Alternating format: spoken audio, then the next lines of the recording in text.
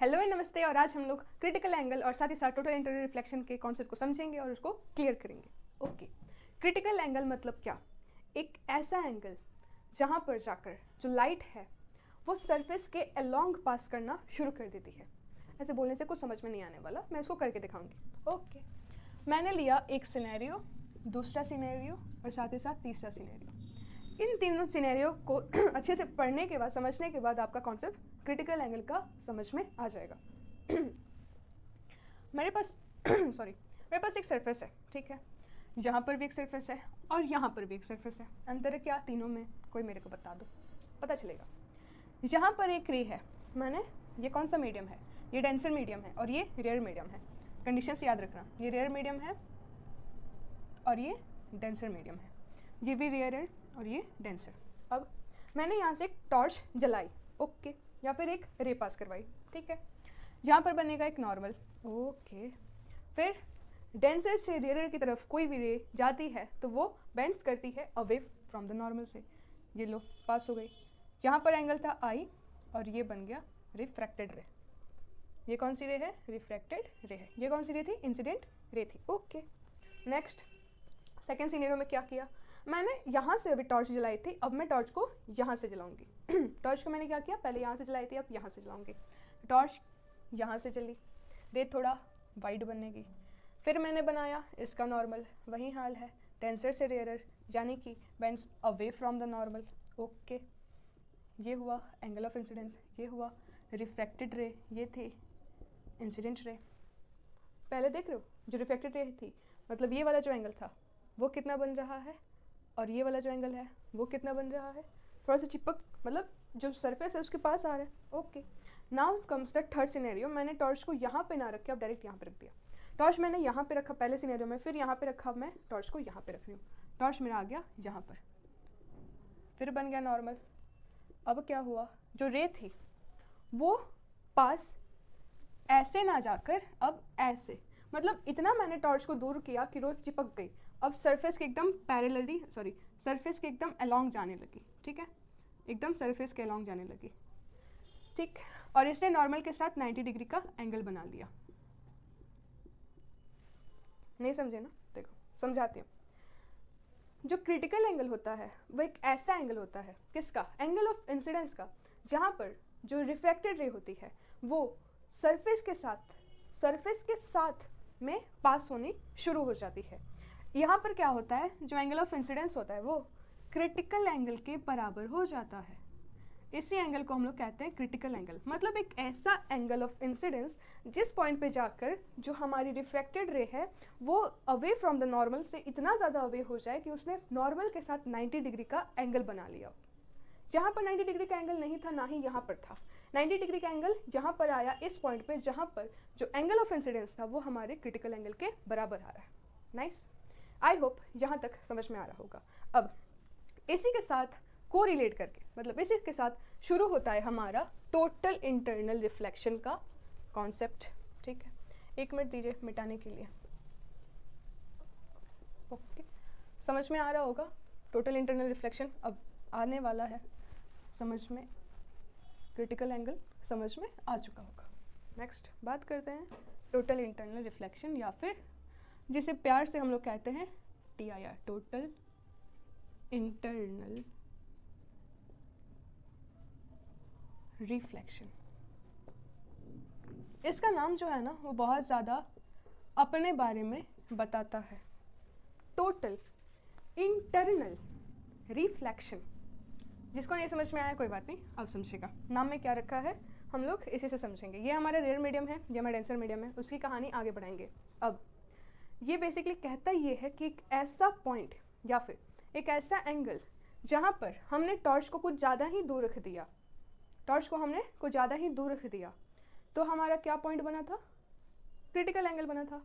मतलब जो रे था वो दूसरे मीडियम में ना जाकर उसी मीडियम, मतलब उस मीडियम में भी नहीं आया, बट दूसरे मीडियम में ना जाकर जो सरफेस था उसी के अलॉन्ग पास करने लगा। Okay, but total internal reflection में क्या होता है? हमारी जो रे होती है ना वो कुछ ऐसा एंगल बना देती है जिसके कारण वो अपने ही मीडियम में वापस आ जाती है। मतलब हमने टॉर्च यहाँ पे जलाई एक ऐसे एंगल पे रखकर कौन से एंगल पे, कैसे एंगल पे रखकर कि हमारी जो रे थी वो अपने ही मीडियम में वापस आ गई। समझ रहे हो? यही होता है कॉन्सेप्ट टोटल इंटरनल रिफ्लेक्शन का, जहाँ पर हमारा जो एंगल ऑफ इंसिडेंस होता है वो ग्रेटर होता है क्रिटिकल एंगल से, तभी तो जाकर, क्योंकि क्रिटिकल एंगल के बराबर होता तो वो तो उसी के अलॉन्ग पास कर जाती, और उससे छोटा होता तो आपने पिछले 2 सिनेरियोस आपने देखे, जब छोटा था तो क्या केस था। अब 4th सिनेरियो में हमने देखा कि जो टोटल इंटरनल रिफ्लेक्शन है वो कैसे होगा। हमने एंगल ऑफ इंसिडेंस को इतना ज़्यादा बड़ा कर दिया कि उसने क्रिटिकल एंगल को भी पार कर दिया, और जब से क्रिटिकल एंगल पार हुआ तो लाइट बाउंस बैक करके अपने ही मीडियम में, जिस मीडियम से निकली थी उसी मीडियम में वापस आ गई। ठीक, इसका डेफिनेशन है द फेनोमेना ब्ला ब्ला ब्ला ब्ला ब्ला, उस पर कोई नहीं जाने वाला। सिंपल सी बात समझनी है कि एक ऐसा एंगल जिस पे जो हमारी लाइट है, जिस पे जाने के बाद जो हमारी लाइट है वो बाउंस बैक करके अपने ही मीडियम में वापस आ जाती है, पर इसकी जो कंडीशंस है वो बहुत ज़्यादा इंपॉर्टेंट है। कंडीशन क्या क्या है? कंडीशन फॉर TIR मतलब टोटल इंटरनल रिफ्लेक्शन की कंडीशंस क्या क्या है? पहला, जो रिफ्रैक्टेड रे है, मतलब जो लाइट जो है वो हमेशा डेंसर से रेयरर मीडियम की तरफ जानी चाहिए। ये जो केस है, जो टोटल इंटरनल रिफ्लेक्शन का जो केस है, वो रेयरर से डेंसर मीडियम की तरफ जाते हुए लाइट के साथ फॉलो नहीं करता। ये सिर्फ और सिर्फ उसी लाइट के साथ फॉलो जाता है जिसमें जो लाइट है वो डेंसर मीडियम से रेयरर मीडियम की तरफ जा रही हो। बहुत अच्छा। दूसरा वाला केस, जो दूसरी कंडीशन है, वो क्या कहता है? दूसरा कंडीशन ये कहता है कि जो एंगल ऑफ इंसिडेंस हो, ये वाला एंगल ऑफ इंसिडेंस, वो ये एंगल का सिंबल है, ठीक है, ये एंगल ऑफ इंसिडेंस ग्रेटर होना चाहिए क्रिटिकल एंगल से, तभी जाकर ये होगा। क्योंकि अगर ये angle of incidence critical angle के बराबर हो गए तो लाइन अक्रॉस चली जाएगी ना, मतलब अलॉन्ग चली जाएगी, उसके साथ साथ जाने लगेगी, और उससे छोटा हुआ तो वो दूसरे मीडियम में पहुंच जाएगी। पर हमें क्या चाहिए? हमें तो रिफ्लेक्शन करवाना है, अपने मीडियम में वापस आ जाना है। मैं तेनों फिर मिलांगी कह के जाना है ना, हमने क्या करना है? मैं तेनों फिर मिलांगी कहवाना है इस मीडियम को, रेयर मीडियम को। इसके लिए हम लोग क्या करेंगे? क्रिटिकल एंगल को, सॉरी एंगल ऑफ इंसिडेंस को क्रिटिकल एंगल से बड़ा करेंगे। ठीक है, अब क्लास 10 तक तो आपने ये सारी बातें पढ़ी होंगी। नेक्स्ट जो बात है वो आपने शायद क्लास 10 में ना पढ़ी हो। ऐसी कौन सी बात है? बात यह है कि हमारे पास एक फॉर्मूला आता है क्रिटिकल एंगल का। ठीक, वो क्या कहता है, वो फॉर्मूला क्या है, उसको डिस्कस कर लेते हैं। ओके ओके, सो फॉर्मूला ये है कि हमारे पास क्या था, हमारे पास 2 मीडियम था। एक मीडियम को मैंने μ1 मान लिया, दूसरे मीडियम को मैंने μ2 मान लिया। इसको मैंने मान लो रेयर मीडियम बोल दिया, और इसको मान लो मैंने डेंसर वाले का नाम दे दिया। ओके, हमारे पास एंगल कौन कौन सी थी? हमारे पास था एक इंसिडेंट वाला, ओके, और एक था हमारे पास क्रिटिकल, मतलब ये हमारा क्रिटिकल एंगल था और ये हमारा इंसिडेंट वाला। ठीक है, सॉरी, एक था हमारा इंसिडेंट एंगल और दूसरा था हमारा रिफ्रैक्टेड वाला। मतलब जो रिफ्लेक्टेड बोल दो, क्योंकि वो तो ना ही वो रिफ्रैक्ट हो रही है ना ही वो रिफ्लेक्ट हो रही है, वो तो एक ऐसे पॉइंट पे आ जा रही है ना जहाँ पे वो 90 डिग्री का एंगल बना रही है। ठीक है, तो एंगल ऑफ इंसिडेंस का एंगल हमारा क्या था, वो हम वही तो हमें फाइंड करना है, वही तो मेन मुद्दा है। तो इसको जस्ट का तस जैसे था वैसे छोड़ दो। बट एंगल ऑफ रिफ्रैक्शन क्या था, मतलब जो भी हो वो आर, जहाँ पर नॉर्मल के साथ ये हमारा नॉर्मल था और ये हमारी लाइन थी, सरफेस था, जहाँ पर हमारा कितना का एंगल बन रहा था, 90 डिग्री का। ये हम लोग किसके अकॉर्डिंग प्रूफ करने वाले हैं? स्नेल्स लॉ से। ठीक है, स्नेल्स लॉ से ये सारी चीज़ें बता रहे हैं। यहाँ पे आ जाएगा sin 90 डिग्री इस आर की जगह पर, ये वाला एंगल जो कि हमारी लाइट निकालती है। ओके, फिर फर्स्ट मीडियम, हमारी लाइट किधर जा रही है? फर्स्ट मीडियम में जा रही है। कहाँ से जा रही है? सेकेंड मीडियम से। ओके, फर्स्ट मीडियम हमारा क्या हो जाएगा? एयर। ठीक है, अब आप सभी को पता है ना कि sin 90 degree equals to 1। Okay, तो sin IC लिखो या फिर sin IC/1 लिखो, एक ही बात हुई। नाइस। फिर हमने क्या बोला कि हमारा जो फर्स्ट मीडियम है वो है रेयर मीडियम, दैट इज़ इस मीडियम को मैंने एयर मान लिया। इन केस ऑफ अगर हमारा जो फर्स्ट मीडियम है वो अगर एयर है तो हमारा फॉर्मूला क्या बन जाएगा? 1/μ। मैंने 1 क्यों लिया? क्योंकि मैंने पिछली वीडियो में बताया था, पिछली वीडियो में मतलब सेकंड लेक्चर में बताया, फर्स्ट लेक्चर में आई गेस बताया था कि हम लोग एयर का जो रिफ्रैक्टिव इंडेक्स है हम लोग उसे 1 ले लेते हैं, अप्रॉक्सीमेटली 1 ले लेते हैं, क्योंकि वो 1.003 होता है। तो मैंने इसे इधर पे 1 कंसीडर कर रखा है। ठीक है, तो ये जो एकमात्र फॉर्मूला आपका स्नेल क्रिटिकल एंगल का आता है वो यही है। क्या? Sine of critical angle is equal to 1/μ। इसे μ2 लिखने की कोई आवश्यकता नहीं है, क्योंकि μ1 तो हमारा खत्म हो रखा है, एक ही म्यू के बारे में बात करने वाले, ठीक है। अब यहाँ से क्रिटिकल एंगल का क्या फॉर्मूला आ जाएगा, ये आइस नहीं है, ये आई सी है, ओके। साइन उधर जाएगा तो साइन इन्वर्स हो जाएगा और ये 1/μ। तो अगर क्वेश्चन आए, कहीं पे क्वेश्चन आए जो आएगा, अब एक कुछ क्वेश्चंस के बारे में कुछ क्वेश्चंस को डिस्कस करेंगे जहाँ पे हमें सिर्फ और सिर्फ क्रिटिकल एंगल को फाइंड करना है, तो आप ये फॉर्मूले को ध्यान में रखो। कुछ देर में हम लोग क्वेश्चंस को डिस्कस करेंगे। तो चलिए कुछ क्वेश्चन डिस्कस कर लेते हैं हमारा TIR और क्रिटिकल एंगल के बेसिस पे। पहला क्वेश्चन कहता है कि हमारे पास एक बीकर है, बीकर के अंदर पानी है, बीकर का लेंथ दे रखा है 3 सेंटीमीटर, यहाँ पर एक रे, यहाँ से एक रे निकल रही है जो कि क्रिटिकल एंगल शो कर रही है, मतलब लाइक 90 डिग्री बना दे, मतलब ऑब्वियसली क्रिटिकल एंगल शो कर रही है। हमें फाइंड क्या करना है, वेलोसिटी इन द मीडियम। किसकी वेलोसिटी, ऑब्वियसली लाइट की वेलोसिटी फाइंड करनी है। और बोला है कि इस मीडियम का म्यू दे रखा है, मतलब बोला है कि इस मीडियम का जो रिफ्रैक्टिव इंडेक्स है वो क्या है, म्यू है, और लाइट ने इतना शिफ्ट किया, ओके। अब इसे सॉल्व कैसे करेंगे, कुछ नहीं करना, ये वाला जो फॉर्मूला है ना इससे ही बस याद करके रखो और सारे क्वेश्चंस आराम से हो जाएंगे। अभी देखो कैसे सॉल्व होगा। हमारे पास ये IC दे रखा है तो ये भी IC हो जाएगा। अब ये किसी को नहीं समझ में आ गया तो अपना क्लास 9 और 10th का मैथमेटिक्स स्ट्रॉन्ग करके आए, ओके। नेक्स्ट, जब ये IC है तो इसके आगे वाला, किसी भी एंगल के जो आगे वाली साइड होती है उसे हम लोग क्या मान लेते हैं, परपेंडिकुलर। क्या दे रखा है, 4 सेंटीमीटर, ओके। ये क्या हो जाएगा, बेस, ये भी ठीक है। कितना है, 3 सेंटीमीटर।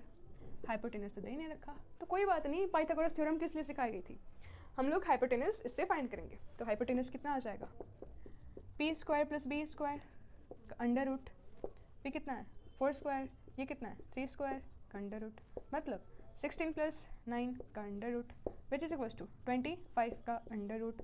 फिर h कितना आ जाएगा, 5 आ गया हमारे पास, हाइपोटेनस आ गया, ओके। तो इसे भी लिख देते हैं कि हमारे पास ये भी दिया है 5 सेंटीमीटर। अब क्या ही करना है, अब तो क्वेश्चन सॉल्व ही हो गया। साइन ऑफ IC कर दो which is equals to 1/μ, okay. हमारे पास साइन ऑफ IC फाइंड करना है, मतलब हमें क्या फाइंड करना है, वेलोसिटी फाइंड करनी है, ठीक है। साइन ऑफ IC को हम लोग कैसे लिख सकते हैं, साइन का मतलब क्या होता है, परपेंडिकुलर बाय बेस। परपेंडिकुलर कितनी है हमारे पास, 4 है, अपॉन 5 इज इक्वल्स टू 1/μ। लिख सकता है कि नहीं बताओ, लिख सकते हैं। अब म्यू बराबर क्या आ जाएगा, 5/4 आ गया, म्यू बराबर 5/4, ठीक। मैंने इसकी वैल्यू यहाँ पे पुट कर दी, ठीक है। अब कुछ देर पहले मैंने शायद फर्स्ट वीडियो में मैंने, फर्स्ट या फिर सेकंड वीडियो में मैंने म्यू का भी फॉर्मूला बताया था, वो क्या था, C/V। हमें V तो फाइंड करना है, म्यू हमें पता है, फाइंड नहीं कर सकते, आसानी से फाइंड कर सकते हैं।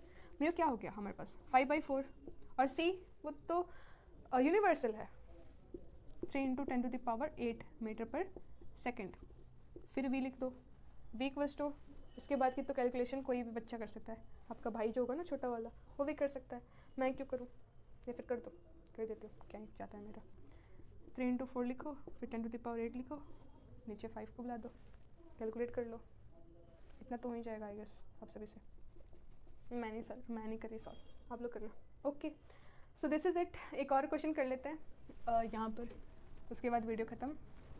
फिर नेक्स्ट वीडियो के अंदर हम लोग किसके बारे में बात करेंगे पता नहीं, बाद में बात करते हैं, पहले इसको क्वेश्चन को लिख लेते हैं, ठीक। क्वेश्चन क्या कह रहा है, क्वेश्चन कह रहा है कि बता दो speed of light in a medium जिसका क्रिटिकल एंगल दे रखा है, मतलब हमें IC दे रखी है कितना 30 डिग्री, और हमें बोला है कि V पता कर दो। सिमिलर तो क्वेश्चन है, एक ही फॉर्मूला है, उसको याद करके चलना है।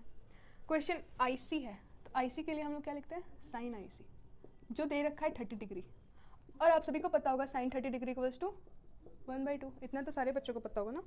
साइन 30 डिग्री इक्वल्स टू, मैं फिर से भूल गई, हाँ, साइन 30 डिग्री इक्वल्स टू 1/2, ठीक है। और इससे भी पहले sine IC is equals to 1/μ होता है इस फॉर्मूला से। साइन IC की वैल्यू यहाँ पे पुट करो, 1/2 is equals to 1/μ, then mu is equals to 2। Mu की वैल्यू आ गई, यहाँ तक क्लियर। अब इस फॉर्मूले को यहाँ पे पुट कर दो, mu is equals to C/V, mu की जगह पे 2, C की जगह पे C की जगह पे C लिखो, या फिर 3 × 10⁸ लिख दो, और इधर V लिखो, तो V बराबर क्या आ जाएगा 2, 3 × 10⁸ अपॉन में 2। इसके बाद की कैलकुलेशन आप लोग करो, सिंपल सा है, 1.5 समथिंग आएगा, ठीक है। सो थैंक यू, डेट्स ऑल। इस वीडियो के अंदर बस इतना ही बात करेंगे। नेक्स्ट वीडियो के अंदर हम लोग लेंसेज देखेंगे, स्फेरिकल लेंसेज, और साथ ही साथ TIR के जो एप्लीकेशंस है वो भी देखेंगे। एप्लीकेशन वाला पोर्शन थोड़ा सा लेंदी हो जाएगा और ये वीडियो के अंदर इंक्लूड करेंगे तो ये वीडियो लेंदी हो जाएगी, इसलिए नेक्स्ट वीडियो के अंदर हम लोग इसके एप्लीकेशंस और साथ ही साथ स्फेरिकल लेंसेज के कुछ कॉन्सेप्ट्स देखेंगे। So thank you for watching this video, hope you are enjoying.